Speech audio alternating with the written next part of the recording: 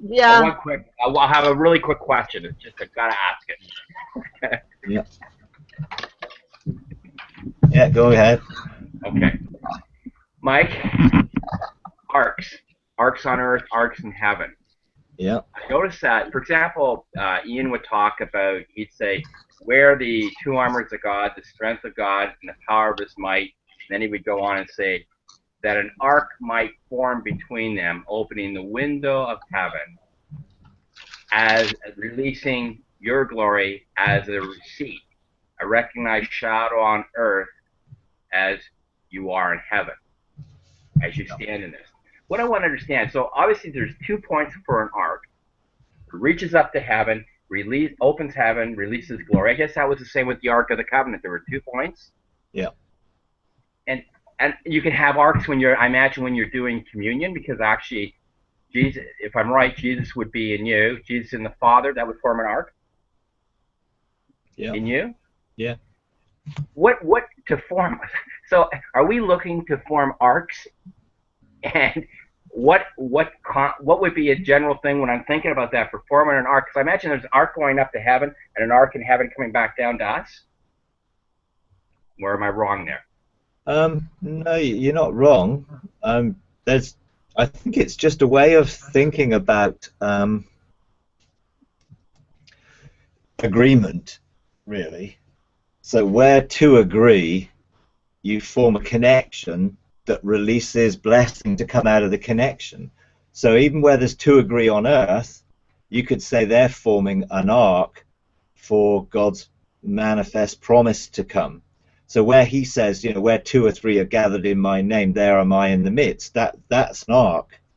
So two would form an ark, three can form government, which then affirms an outworking of what God manifests. I think a lot of these things are really mindsets or ways of looking at things that enable us to see God's promises manifested. And when you think of lots of things in the Word where you see two things coming together, those two things open up an opportunity for God to come into the midst of it. And when we reach up, you know, I know Ian talks about when we raise our hands up, we're looking to form an ark because God comes inhabits our praises. So there's a sense where you are connecting heaven to earth because we're lifting up our arms to heaven in praise. Again, the Ark of the Covenant, where the two wings of the cherubim formed, and then the high priest would come and chant the name of God and sing the name of God, and therefore the presence of God would form between the ark, the two presents. So it's really looking to form a connection close enough together for the power or the manifestation of God to come in the midst of that. So if you had two people who weren't in agreement that came together, they wouldn't be forming an arc. You know where an electricity spark goes from one pole to another, that forms an arc that connects up the power of the two poles. So really, there's lots of different ways of looking at it. Communion would be one where you are coming in agreement with the power that's available in communion, and then that is released to jump to you, if you like. You know, as a spark jumps from one to another when you get close enough to it. And so that's another way of looking at it. That once you draw close enough, near enough to God, then He draws near to you, and therefore you get a manifestation of His presence.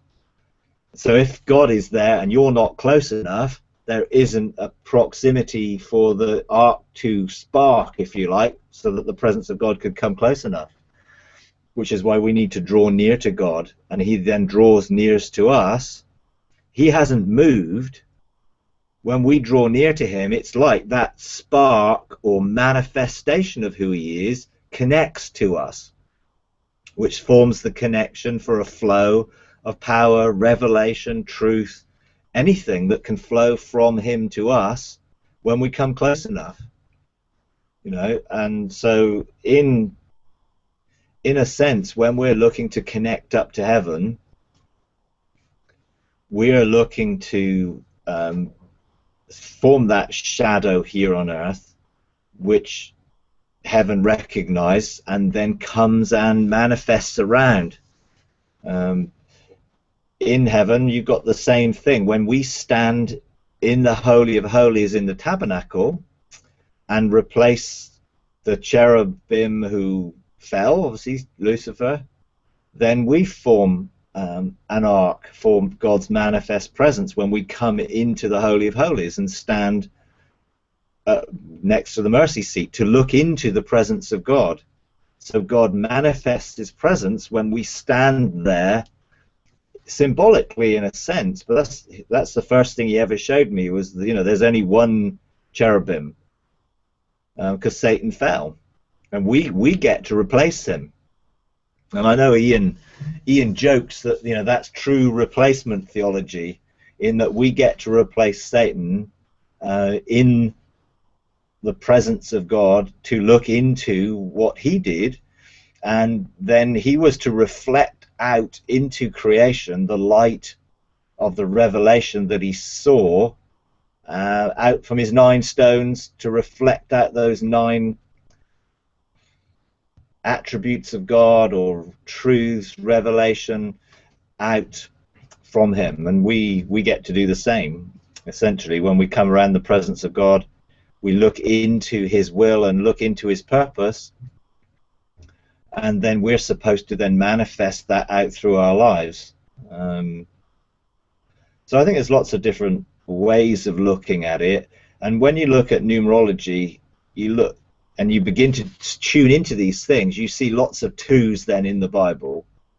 You see 2 things mentioned, and often you see 3 things mentioned, which really is talking about government, where 2 things are looking to form a connection that releases the presence of God. So anything where you draw near to a promise, you form an arc between yourself and that promise to see the promise manifested, because you come in agreement and you come in belief for that promise. Then you're forming an arc between it, which releases power for manifestation. If we're a long way away from the promise, then there's no way that the promise can connect to us. So really, we have to draw near so that we form the arc to anything that we're looking to connect with, whether it's people as other people. When we're in agreement with them, then things can manifest in the midst. So I think that's how I would perceive these things. And once you do tune into an understanding of it, then you can look to form connections in many different ways. Any place you go to and you draw near to, then you can look to connect up with the revelation and the experience of that place, because you've drawn near to the place and you formed an arc with it. It's very much like that. But because we've not seen it that way, we've never seen the fact that when we draw near, we make the connection that actually produces the manifestation. And it's like everything has potential energy that's looking for a release. So all God's promises, all the revelation of who he is and what he's done and what he's to do, all those things are looking for a connection for manifestation. And they're really looking for us to connect. So that helps.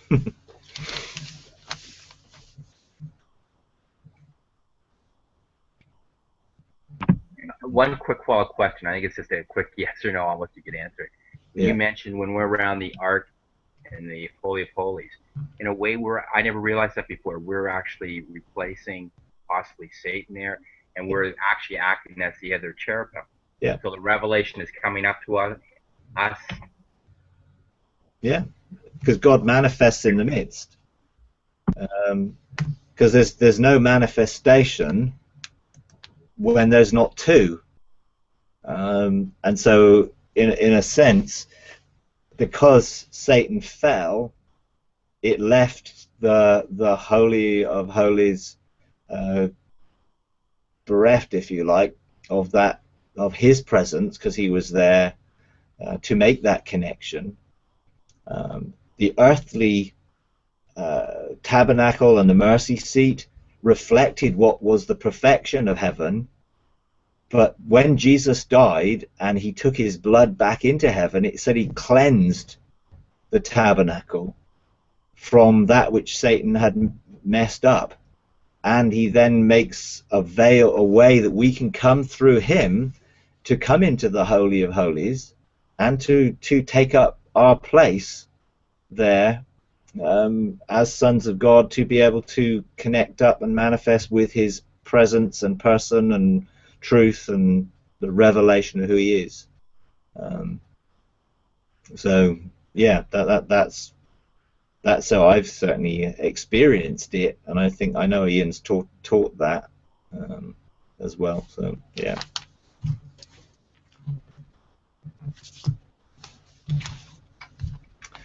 Okay. Has anyone else got something?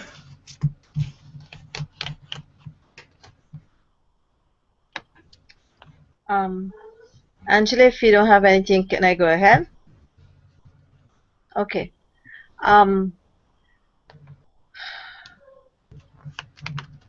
Two things actually. The first one, it's about being a friend of God. And it seems to be all weekend. We had a conference this weekend, and it seems to be a theme, and the whole thing is about walking with God. And we practice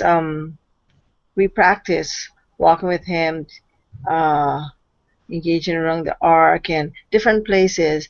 But what this person was talking about, she never talked anything about ark or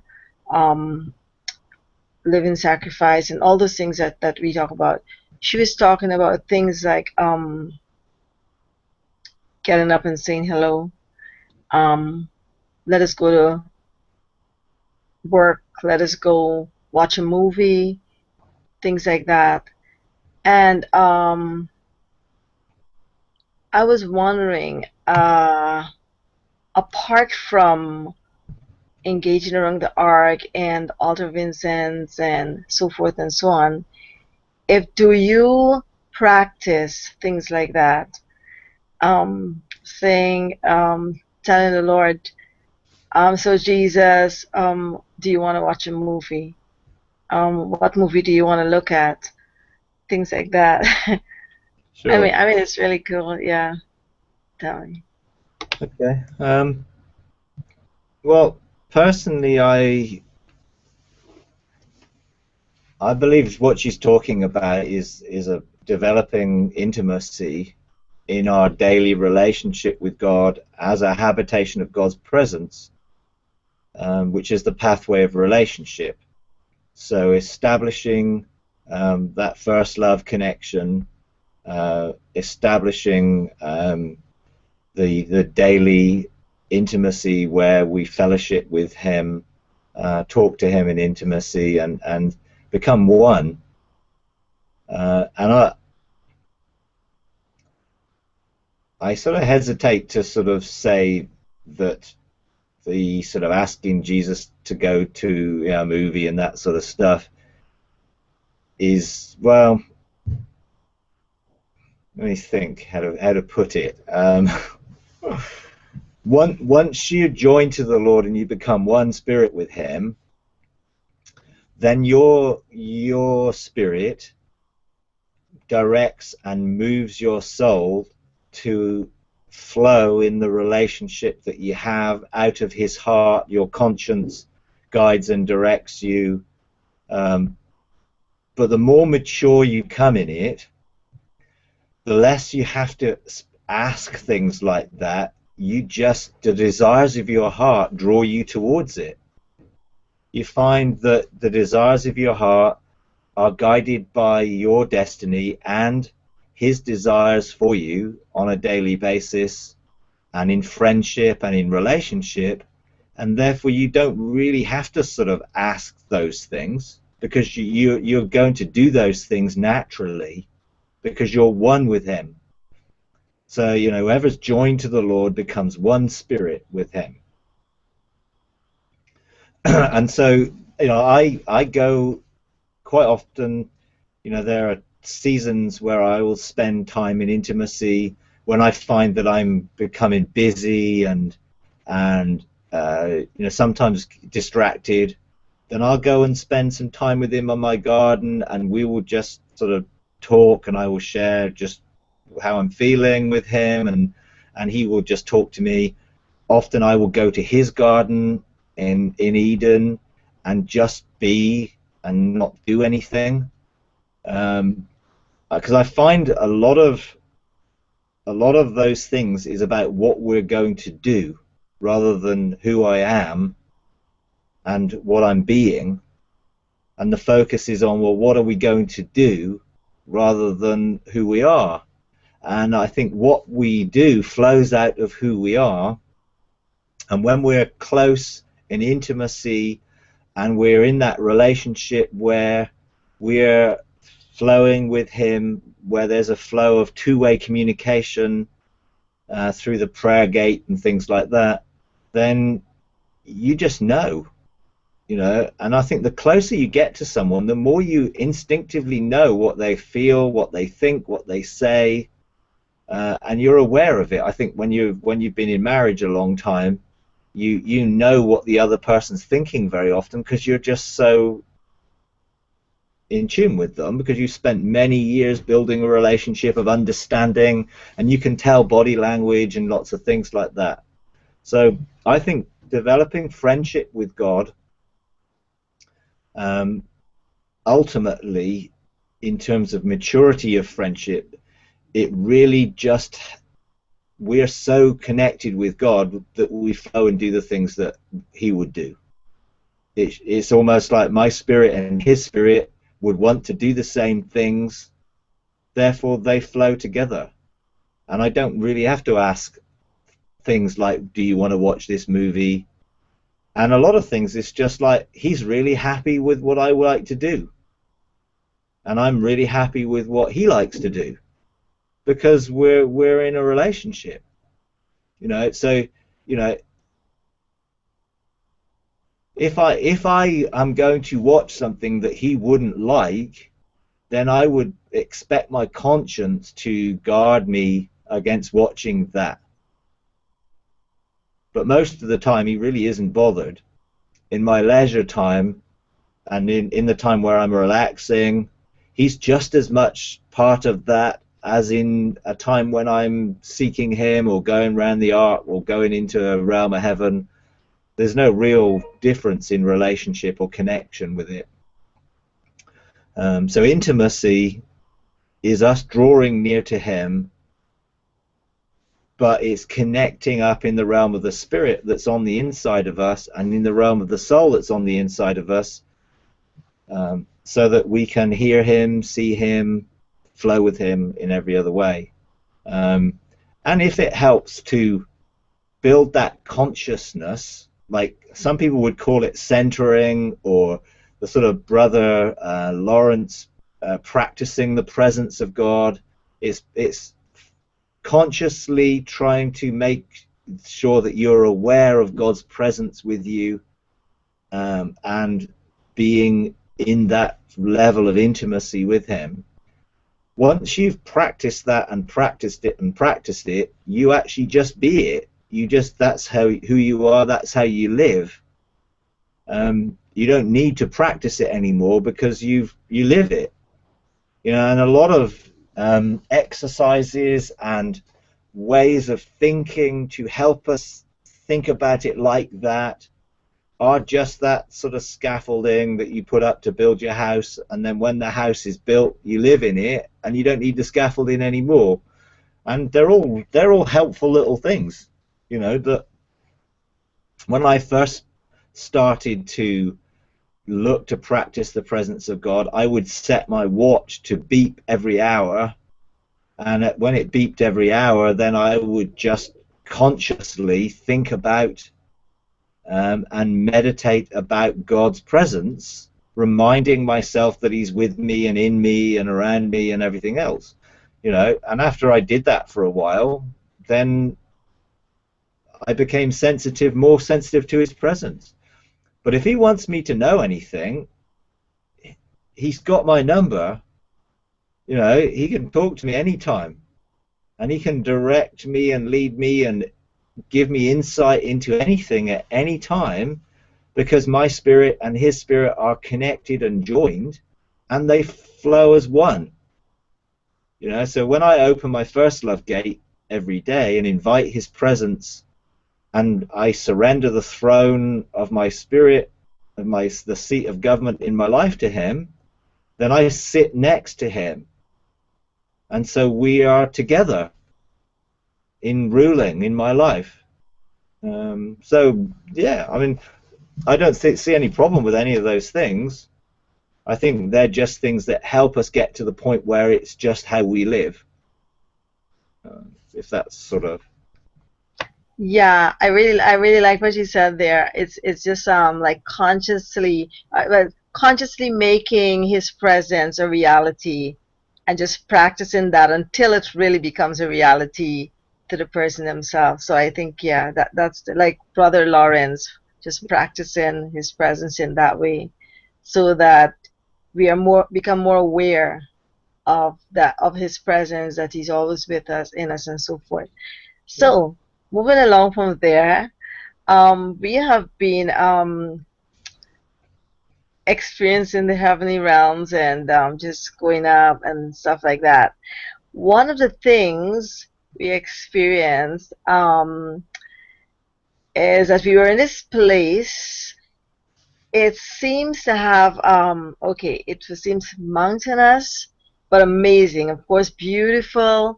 It seems to have water, but we came up through the water, and it seems to be, there was, like, if you could see to different levels, and it seems like those artwork where you have like earth, like an amazing beautiful place of earth, and then you have like the stars and Milky Way and rivers and everything just melting sort of together in this amazing kind of earth heavens looking thing.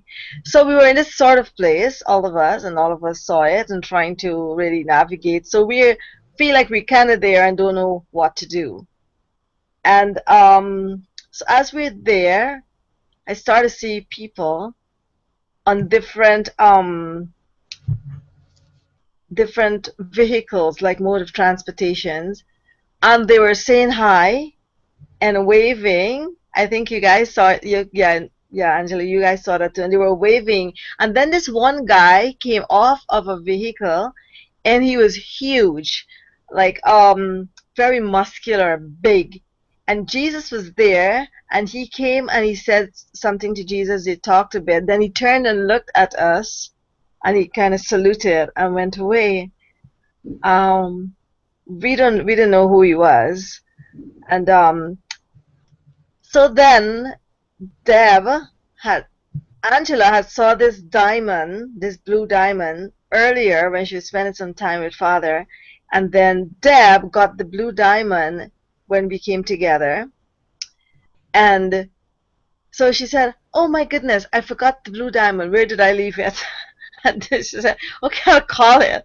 So she got it, and when we turned and looked at the diamond, I saw it start to open up. It became like a mode of transportation, because we saw all this light reflecting and coming out of it and going upward. And we felt drawn to it as though we should step into it. And as we stepped into this diamond, it was brilliant, like light, just light shining out there. And as we stepped into it, it had 4 places. And as we stepped to the diamond, we saw ourselves as these light beings, just becoming one almost with the diamond, and then it closed over us.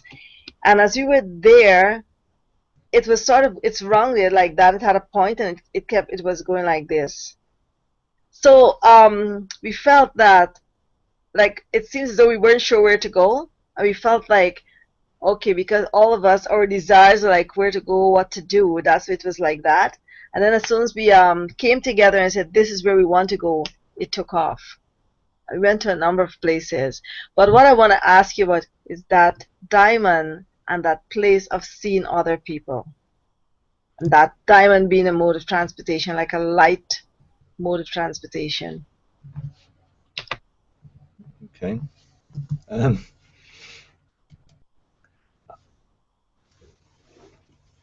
A lot of the experiences and encounters are designed to give you revelation of something. They're not necessarily a real thing. You know, they're real, but they're designed to engage you with revelation. So, you know, is there really a diamond which is a form of transportation? The revelation of it is that you're engaging with the multifaceted wisdom of God, the light which represents the encoding of the revelation of who God is and his will and his purpose and destiny and all those things, that when you look into it, it begins to open up something for you.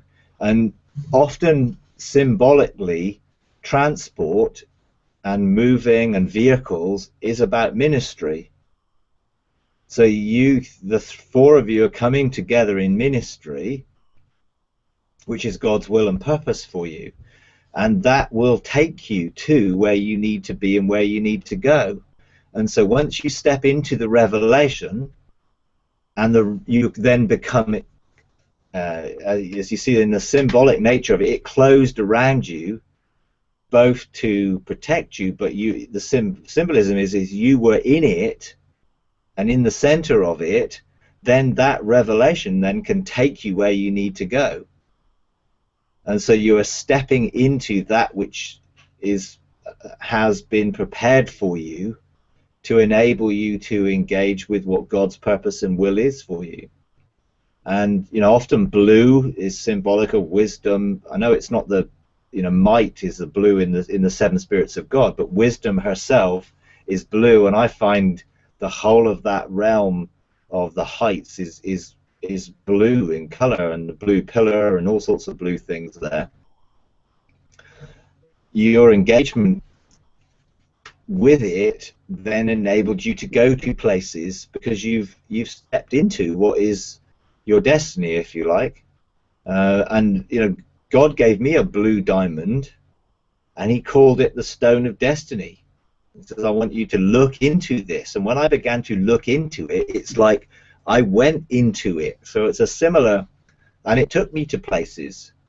You know, the first things I saw mountains in there. The first times I saw a mountain was in that stone of destiny, and I stepped. As I began to look into it, and I looked deeply into it, it drew me in. So it drew me into the experience and the encounter, because it's a revelation of that destiny that God has.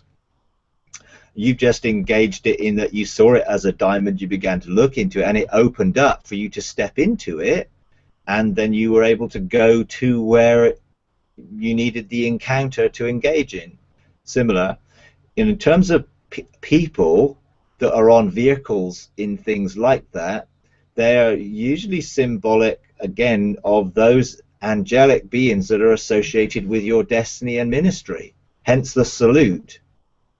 So they were recognizing your authority. He was recognizing your authority in where you were.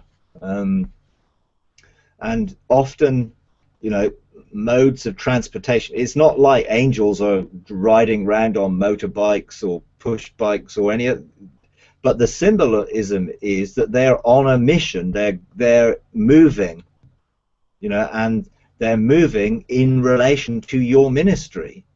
which is why they're on vehicles, because vehicles represent ministry often, because it's a movement from one place to another and a way of engaging different things. And so the symbolism of it just helps us to see, there's lots of things in the realms of heaven which God can manifest anything in any form or any shape to help us engage it.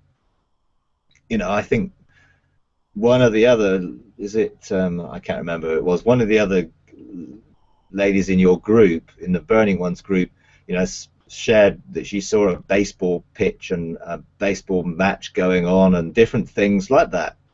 And I personally have never seen a baseball match go on, but I don't engage that way. I didn't need to engage that way, but it helped her to see something that God revealed the meaning of it to her. So, the symbolic nature of things is to help us just engage in it.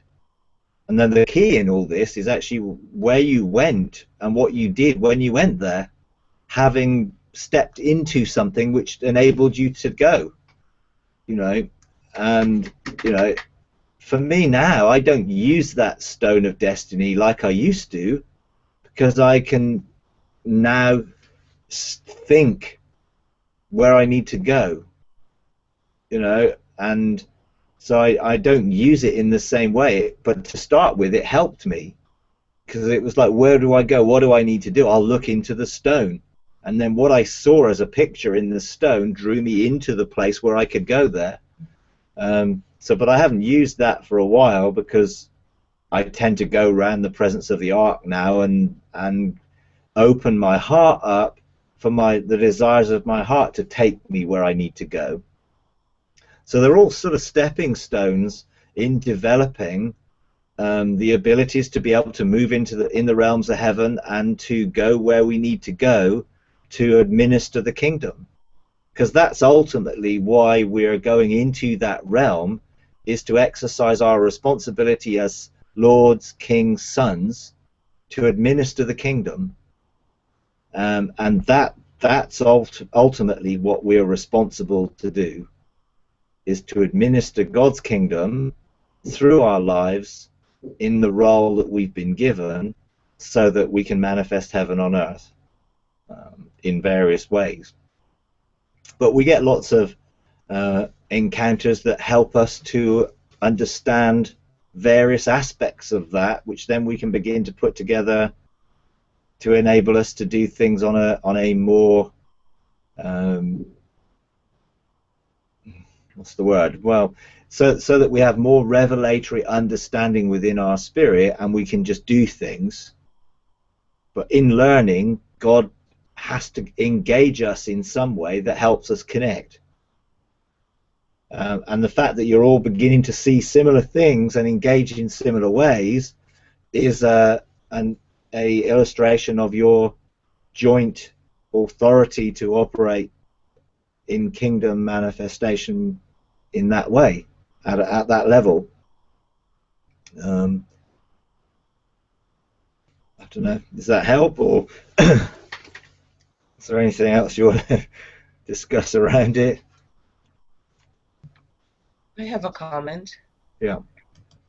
Like, you have such a way of bringing things to life, really. we had this experience, and we hadn't thought about it in that light. It's my comment. So in that experience, we went to several different places, and you made a comment. It's about what we were doing, and we went to 3 distinct places. And the last, Elizabeth described sort of the middle place that we went to. The last place we went to was a city, because Bill saw in the distance, when we were in this place, saw in the distance a city. So we decided to go there, and that was a very different place. And we saw it's hard to know what it represents when you see it, but we saw like buildings. When we got out of the diamond, it opened up, as Elizabeth said, and we stepped out and we saw stairs going down, and then we saw a distinct building. I guess we all saw it from a different perspective. It had arches and a long hallway, and there were steps going up, and I saw a person sort of at the entrance, just kind of beckoning us to come in, and we saw people sitting on the window ledge, like it's an old stone building with arches and a long corridor, and then the major part of the building was to the facing it was to the right. And so we engaged there a little bit. There was a book, and we went in and engaged a little bit, and then we came away. But there was not a lot of clarity. Perhaps somebody else can expound on what we did there. But we were just engaging with the book, and we saw different symbols. Somebody saw a fish, somebody saw an eye, we saw the Hebrew letters and things like that. So maybe somebody else can comment from there, and then you can probably make a comment then. Well, we went into that building, into this room place, and we saw this huge book, and in the book we saw these different letters. We saw the N, I think it was looking like a Hebrew letter like that. I can't remember what it was.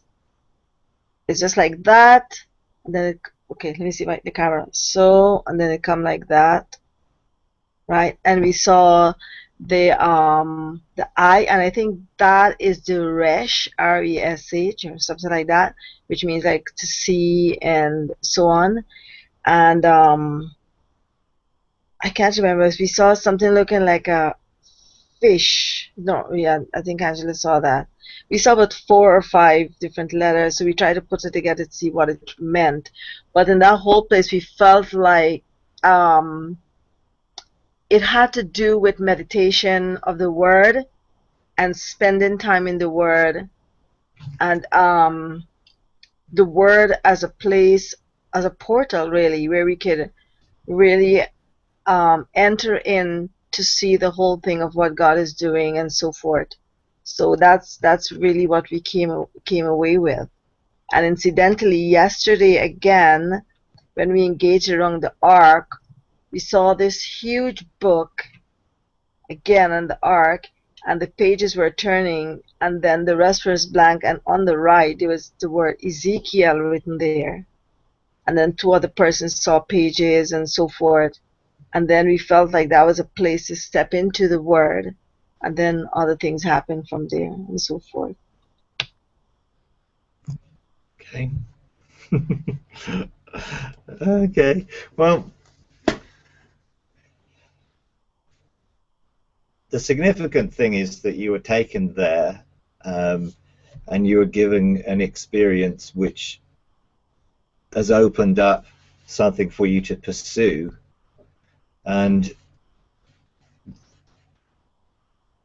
the Word or the book often means a season that you need to engage in, and in terms of understanding that season, the symbols, if you're all seeing similar symbols, those symbols will have a meaning. If they don't have a meaning to you right now, then you go and you then meditate around it to find the meaning of it. And when I see something I don't understand, I know it's because God is wanting me to go deeper into it, because He wants to know whether I'm willing to pursue it. And so when I begin to pursue it, I would then take that either encounter or experience or something I'd seen, and then I go and sit with God and talk to Him about it. And I usually do that in my own garden, because that's the place where I need to see it operating in me, not just in a vision of heaven, because the kingdom is within me, and I need to engage in the revelation so that I carry it within me. And I find that some of the things that happen to me in heaven, I need to have formed in me. Therefore, I spend the time with God in me, in the garden of my own heart, and I plant those testimonies as seeds in the garden and water them and command them to grow, and then I can begin to eat the fruit of those testimonies, which I then get greater revelation about, because I've planted them within me and they become my testimony for further engagement, so that they do become a portal or an entrance into the revelation of what that was about. But I carry it within me then, and so I can nurture it, or I can draw from it from within my heart. And again, that often affects the desires of my heart, because I've planted something that I experienced, and I'm now being drawn towards it, and I then pursue it. And often he's not hiding things from us. He's basically looking for us to engage them, so that they become part of us. And they become part of us when we have the memory of them ingrained within our heart. And then, you know, the scripture, as a man thinks in his heart, so is he. Then we begin to think according to those things that we have revelation of in the encounters. And so, you know, often when you see fish in a symbol, and the Hebrew symbol of fish, it's about multiplication. You know, and I know, you know, I think the eye is often about, as you say, what we look at.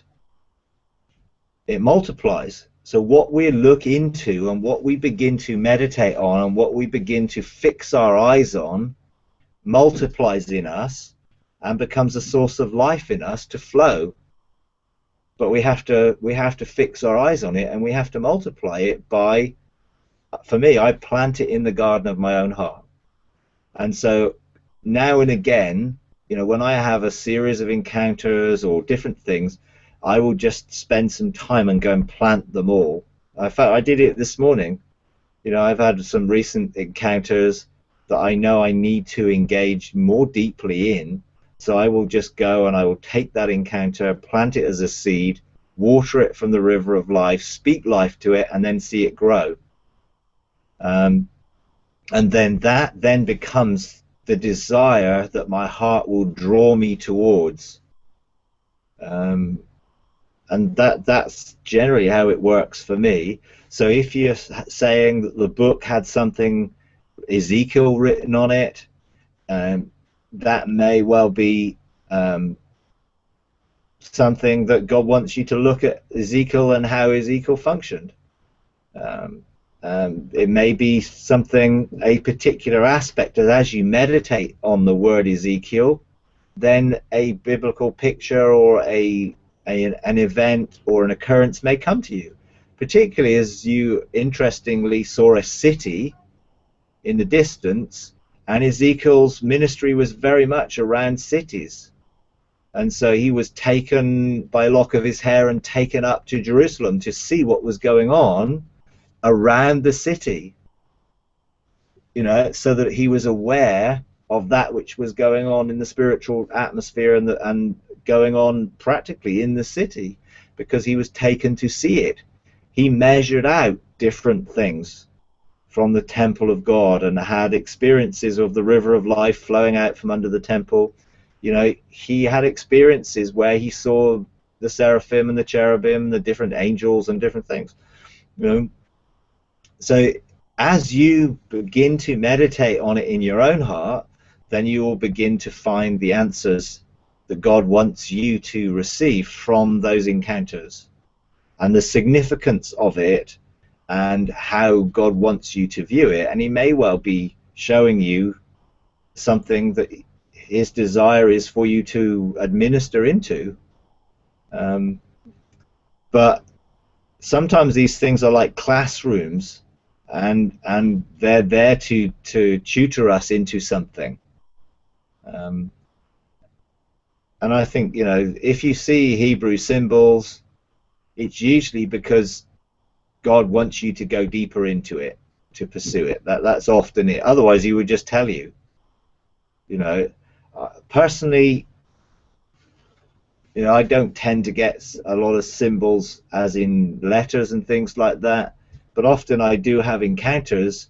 You know, last week I had an encounter where I was given a seal to wear, and when I went back to meditate on that, then I was given some words to go and to meditate around.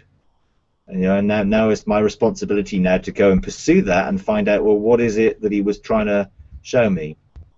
And sometimes, you know, I get very specific answers to questions that I talk to him about. So he will just tell me, and I just journal those things that he says. But sometimes he really does want me to pursue.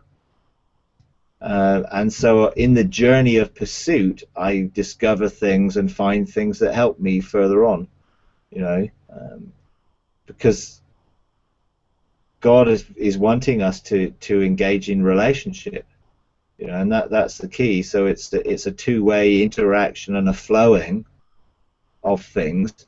And a lot of people say, well, why is God so cryptic? Why can't it be more clear? And it does become more clear the more we pursue the things that he shows us. You know, and those things do unveil into a greater clarity. You know, so, you know, I wouldn't be too concerned, but to pursue it, you know, and to think, okay, there were steps that were coming down that you saw, which is often an indication that you are to bring things from those things down into a different realm. You know, there were steps that were going up to it, you know, and it's just looking at the symbols and saying, well, what were they trying to tell me? You know, but I personally have found the most beneficial thing is to just take those things into the garden of my heart and spend time with them there, because I've found that they do then change me and direct me. And, you know, this thing of the seal, I know my desire is drawing me towards an understanding of how to administer that chancellor's seal. You know, because I had an encounter with 12 chancellors, or you know, and I need to go and follow that up. You know, which each encounter draws me to a greater level of prioritizing things. You know, so that I begin to prioritize those things, because I've got so many things journaled and written, and you know, but I need to know, well, what are the priority ones for now, and therefore my desires draw me towards it, and I find myself thinking about those things, and thinking about, for me at the moment, it's about seals and how seals function, and you know, how a civ privy seal and how a chancellor functions. You know, because those are the encounters that I've had recently that have unveiled those things for me. You know, so. I've got a quick comment. Yeah. You mentioned that when we talked about the diamond, that some of these things are symbolic. Now, the places that we visited, do you think these are real places? You know, one place we came up through water and we were in this place and it seemed so real. And as I said, we went to different distinct places. Are they places we're going to, or are they symbolic places to teach us as well as the mode of transportations that we saw? Well, I think probably both. You know, there are many places that we get to encounter, and the significance of those things will be determined by how we are drawn to certain things. You know, I know a lot of people have talked about, you know, when they've been into the realms of heaven, they've seen lots of houses and things like that. Personally, I've never seen a lot of that, but I have seen lots of waterfalls and pools and rivers and things of that nature, and those things tend to get my attention, and God speaks to me through those things because that's how I connect with them. Now, I've been to rooms, and there's one room that I've been to which is behind the waterfall, that was really significant. I engaged with Enoch, and I engaged with a quest, and there's like another lady I was talking to last week described it as the dialogue room. That's how it was described to her. I found I was identifying with what she was saying, although I didn't know it as the dialogue room. It was just a place that I went when I was given a significant mission, if you like, quest or mission to do something. That's where I seemed to get it. And the first time I engaged, I wasn't really aware that it was Enoch, but I now know it was, and seemed to have missions and things to send me on and to do that I got in that room. But I found it behind the waterfall. I know a few other people have also, found it behind that place. For others, it may well seem to be somewhere else. But it's the engagement that we have there that's the important thing. Heaven is very multiversed, so there are many ways in which God can manifest that realm to us so that we can engage in it effectively for us.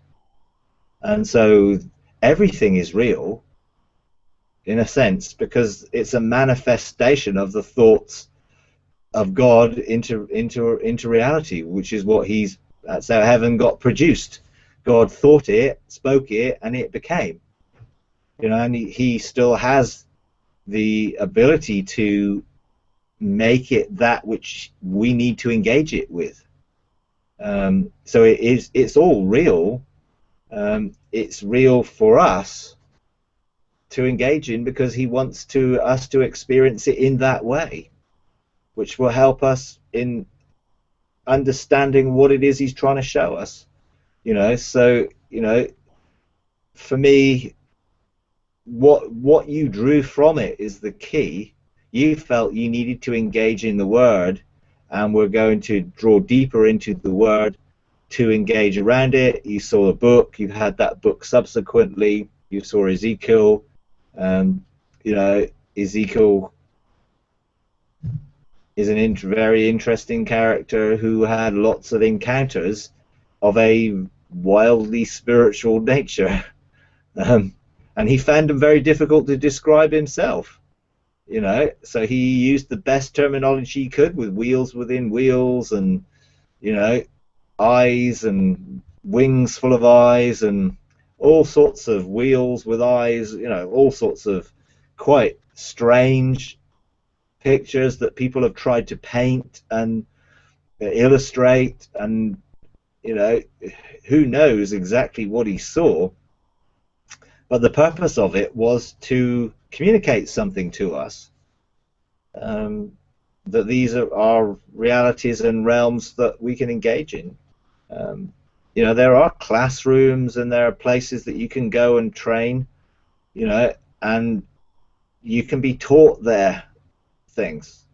And I've got a friend who has engaged in lots of classrooms, and Jesus said to him, I want you to enroll in this classroom. I've never personally had that experience myself. So I think they are different places that are for us, and other people will engage in maybe different ways and maybe the same ways, but they're all real, because what is reality?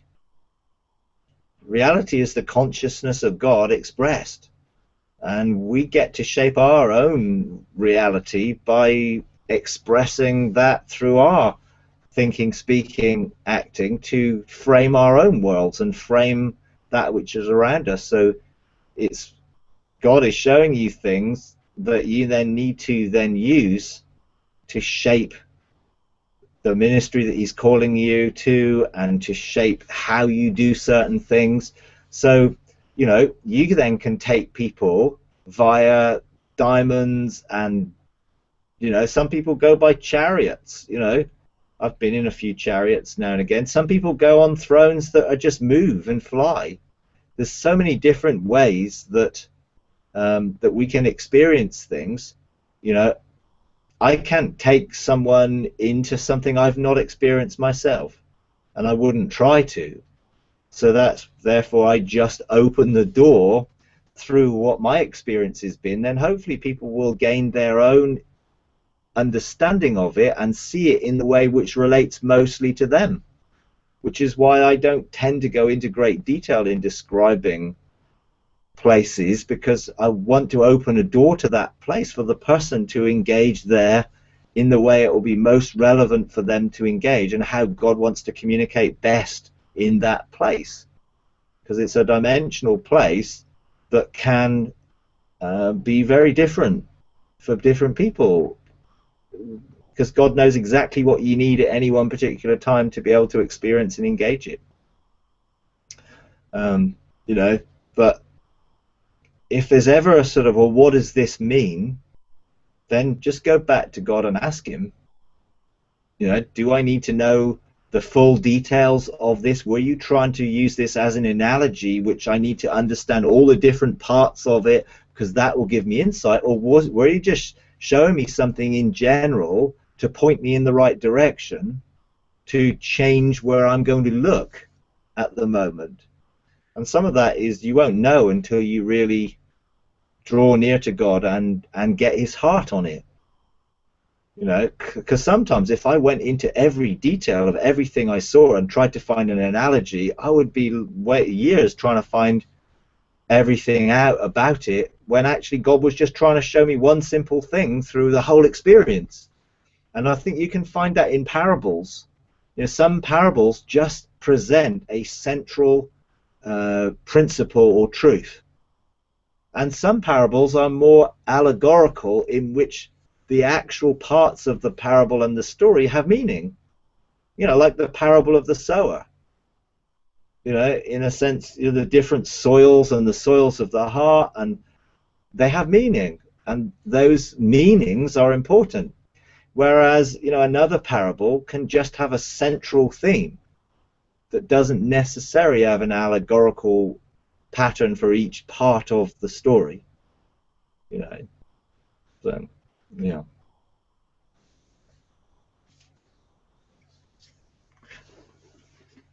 Okay.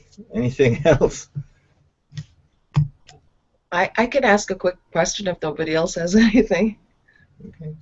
Okay, you mentioned the dialogue room, and in fact, I'm glad you brought it up, because I have it written on the top of my page here that if I had a chance, I would want to ask you, because I did see that that podcast, and it kind of caught my attention, because I don't know, I was spontaneously taken someplace, sort of in my sleep-wake state, just at the beginning of my experiences with these things, and I went to a room that looked like a library, and there were many books in there.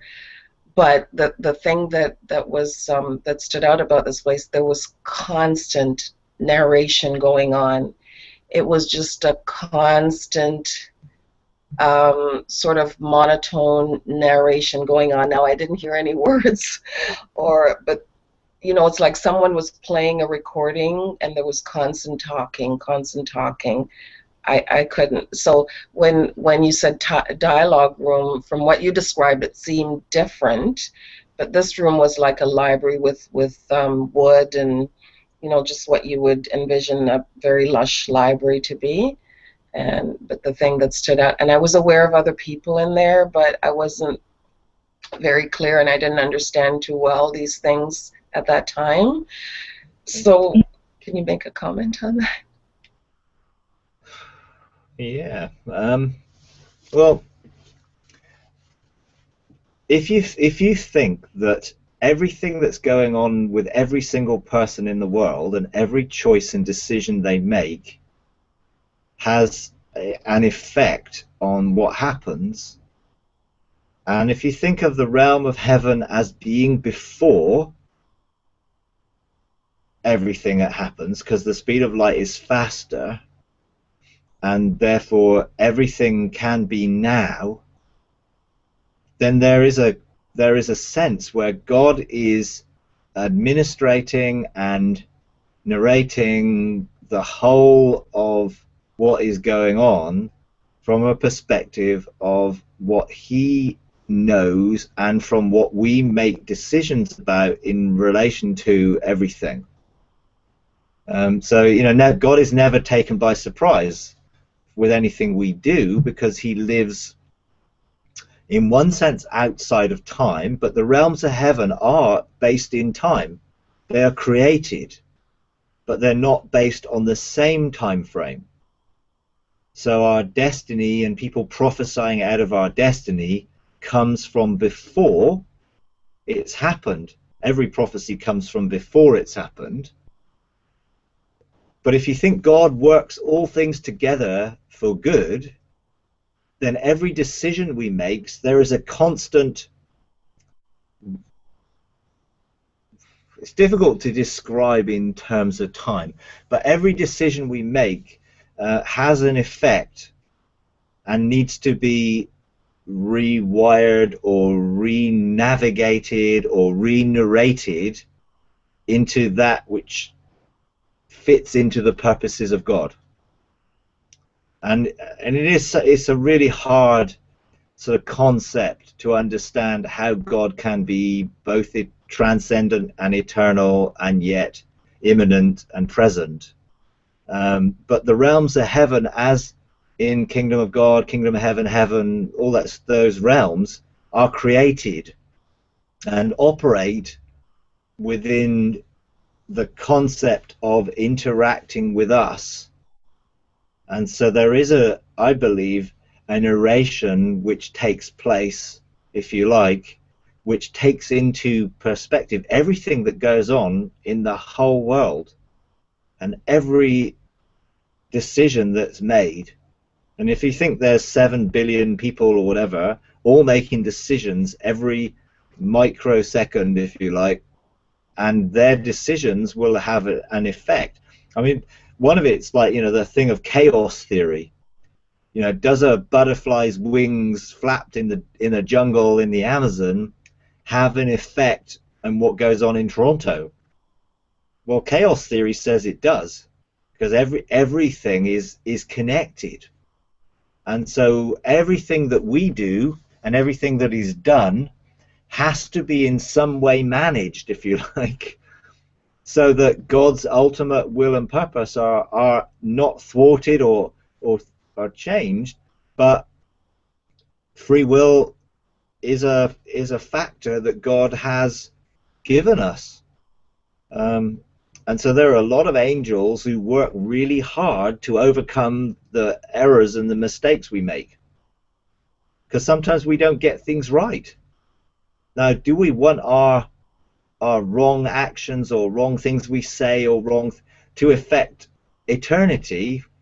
I don't think so. So there's a lot of things that go on. It's very difficult to describe, but I think you may have just seen and heard in that place the fact that there is constant narration which is creating order out of chaos, put it that way, because there's a lot of chaos, but God can work all things together for good. And so even when we make a wrong decision, he can bring out of that decision something that we can learn from, something which can be good and positive, that can come out of even a mistake. But we don't get to make those decisions until we've made them, if you like. And so I think there's a sense where a lot of our decisions get reworked into bringing around our destiny, even though when we make bad ones, they can be reworked to help us re-engage, if that makes sense. I know that's a bit cryptic, but it's quite hard to describe how it works. But there are lots of angels who are involved in those things. You know, Thank you, Mike. That really puts that in perspective for me, because I pondered that for quite a while. okay.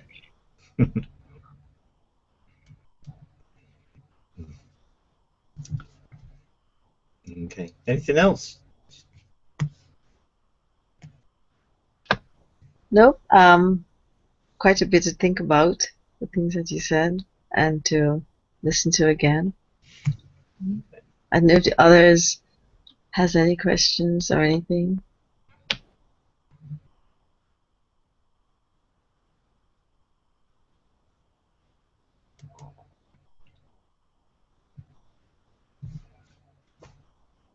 Okay. Have any of you engaged in the sort of judgment seat and firestones places? Okay. Have you seen the podcasts on it? I did a few sessions around it. Yes. Yes. Yeah. Okay. Where do you feel you are on some of those things? Incidentally, just last night I was talking with Angela when we were coming back home about that, and I was saying, trying to figure it out, which probably I shouldn't try to figure out, but that's my mind works. I try to figure things out. I had an encounter a while ago where I saw Jesus, and he was, well, I didn't see him like his face, but I knew it was him, but he looked like a fire, like a formation of fire. And then as I moved towards this fire, it seems like a door, and I felt the invitation to go through that door. So I stood in that doorway, and as I stood in the doorway, um, I saw or sensed these stuff burning off and falling off of me. And then I sensed a door. It was the door, but something slamming behind me seemed extremely real, which I felt. So it was so like I heard the sound closing, and I looked back and I heard, "You can't go back," right? Because of the way that I was walking. So as I stood there and as I continued to proceed, I saw stairs going downwards, and the stairs seems like liquid. They were solid, but it seems to have sort of movement, golden, fiery, really like a high shine on them. That's the best way I can describe it.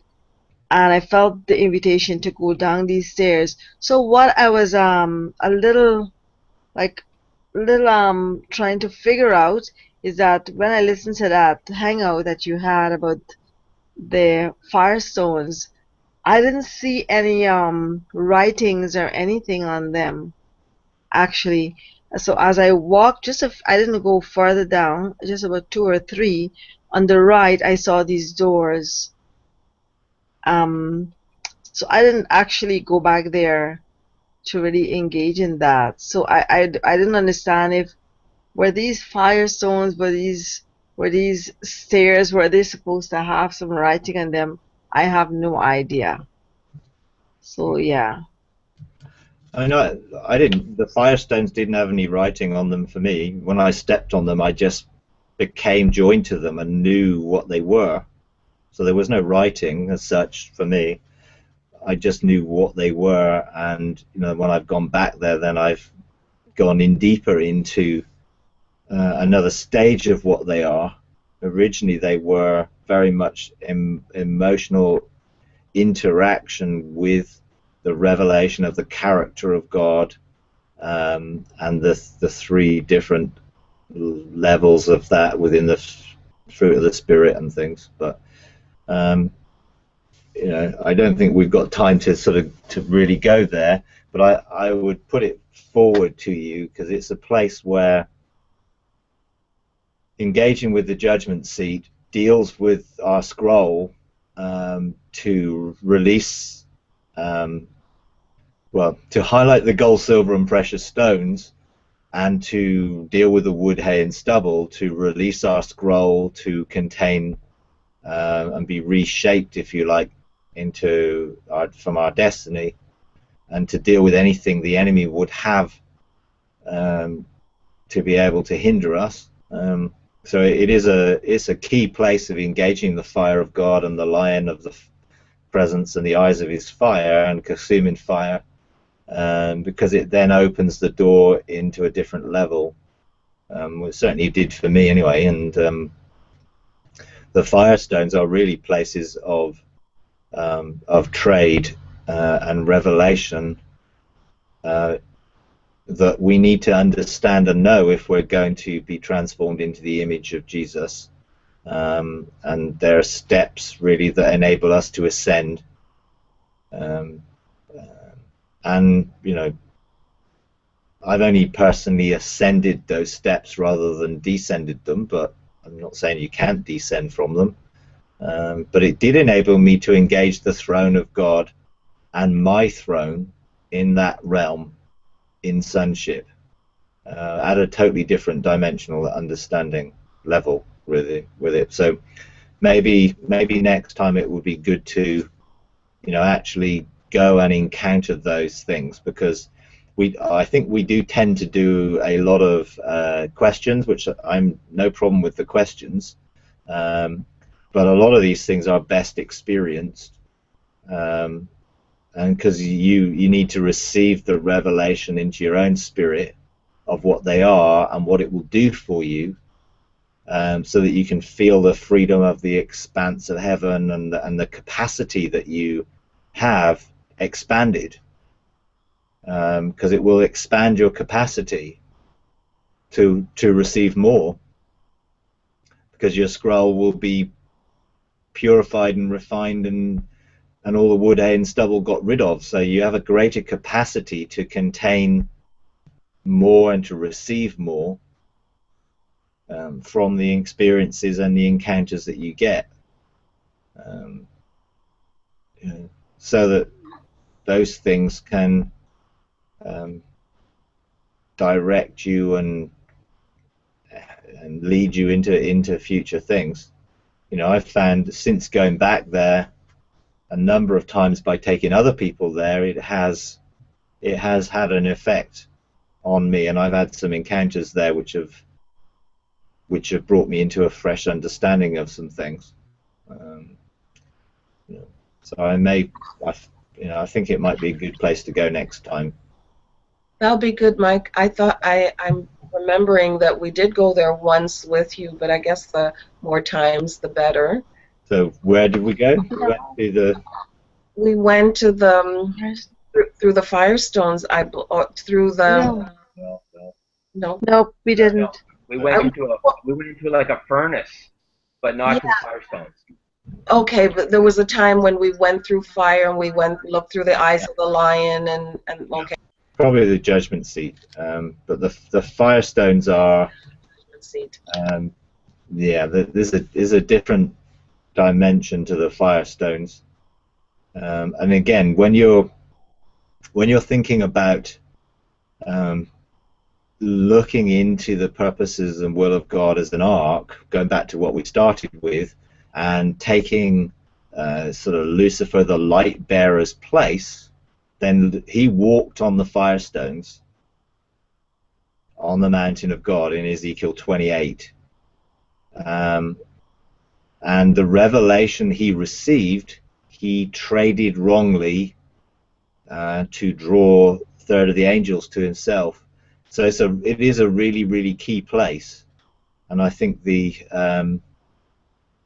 revelation that we can receive there can lead us into something quite different. Yeah, so it may be a place that it would be good to encounter. So, okay. Yeah, that's good. Thank you, Mike. Okay, you're welcome. Okay.